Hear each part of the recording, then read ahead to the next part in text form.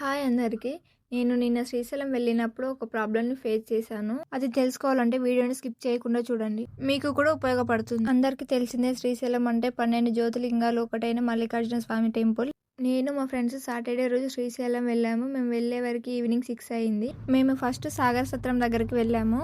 అక్కడ రూమ్స్ అడిగితే already book అయిపోయాయి, ఖాళీగా లేవని చెప్పారు. మేము 10-15 సత్రాల దగ్గర అడిగాము రూమ్స్ ఖాళీగా ఉన్నాయేమో, కానీ ఎక్కడ ఖాళీగా లేకున్నాయి. మేమేమనుకున్నామంటే శివరాత్రి 15కి ఉంది కాబట్టి ముందుగానే రూమ్లు బుక్ చేసుకున్నారేమో అనుకున్నాం. కానీ అక్కడ సత్రం వాళ్ళు ఏం చెప్పారంటే సాటర్డే సండే రూమ్స్ ఖాళీగా ఉండవని చెప్పారు. సండే ఈవినింగ్ రూమ్స్ ఖాళీగా ఉంటాయంటే, ఎందుకంటే సాటర్డే వచ్చిన వాళ్ళు సండే వెళ్ళిపోతారు కాబట్టి. మాకు ఫైనల్ గా శివాజీ టెంపుల్ సైడ్ రూమ్ దొరికింది, కానీ అది సత్రం కాదు.